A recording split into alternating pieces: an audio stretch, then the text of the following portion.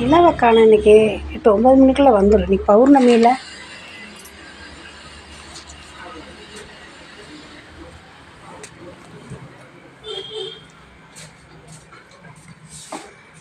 அது வரலன்னு சொல்கிறாங்க. அதெல்லாம் வந்துடும் 9 மணி சாப்பிட்றதுக்குள்ளே வந்துடும்.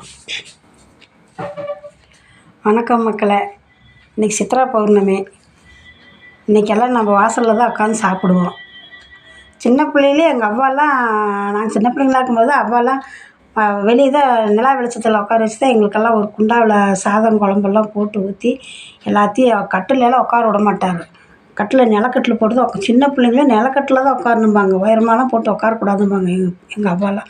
அப்பயே 45 வருஷத்துக்கு முன்னையே நல்லா உருண்டை கையில் ஒவ்வொரு உருண்டை கொடுப்பாங்க. சாப்பிட்றதுக்குள்ளே என்ன சாப்பிடுங்க சாப்பிடுங்க அப்படிம்பாங்க. இன்னும் இருக்குதுப்பா அப்படின்னா என்ன சாப்பிட்றீங்க? உருண்டை ஒன்று பெருசு பெருசாக இருக்கும்.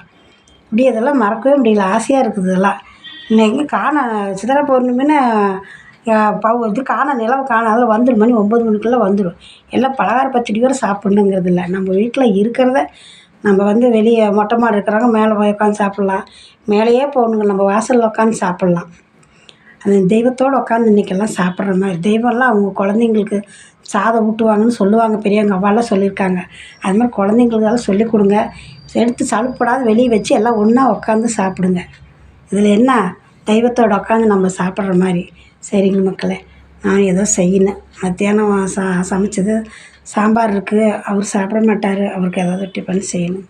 சரிங்க மக்களே, பாய்.